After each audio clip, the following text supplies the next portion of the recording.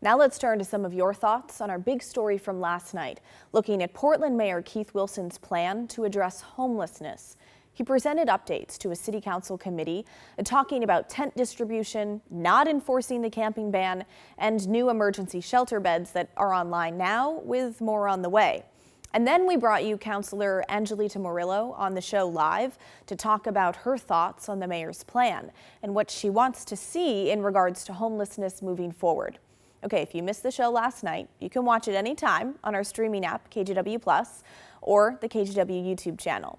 Now, the mayor is leaning heavily on overnight shelter beds and day centers, while Councilor Murillo says she would like to see more emphasis on getting people into long-term housing rather than shelter. Now, several of you have thoughts about that.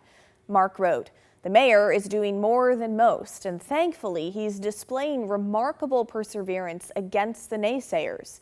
The issue was long enough in the making, and unfortunately solving it won't happen fast enough to suit almost anyone." Instead of worrying about how to get people into housing, why don't we worry about getting them to work so they can pay for their housing, so the rest of us that do work and have work are out here paying all the bills.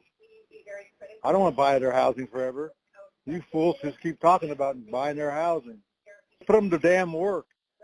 That should be the goal, putting them to work and then helping them with housing. Matt wrote to us saying, "How do you get people in a long-term housing when they are drug addicts or have mental health issues? At least the mayor is making an effort to try and get people shelter in the short term."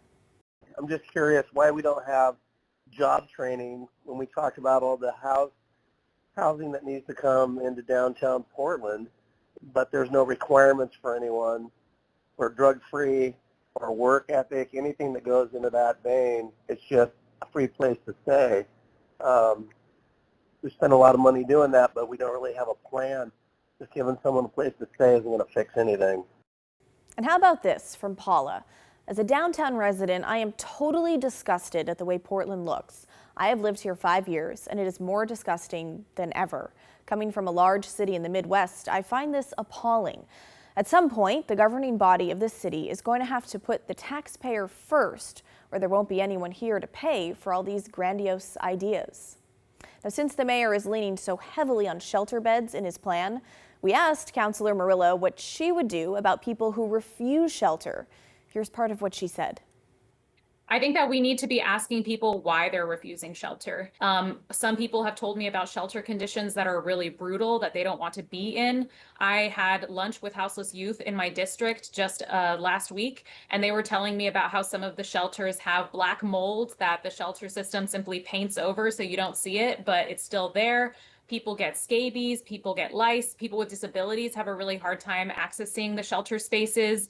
People also sometimes experience theft or physical violence.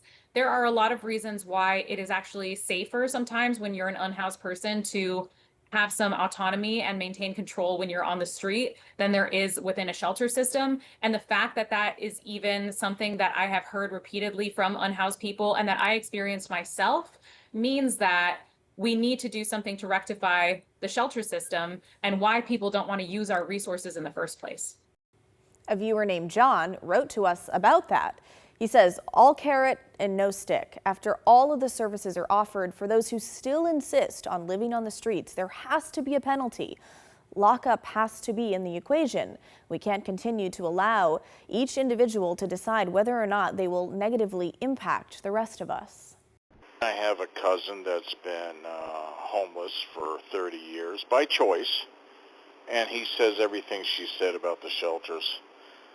I don't know why we can't just move people to one area and then fix the problem. We're allowing an extreme minority, mentally ill minority, to rule over a city of law-abiding people.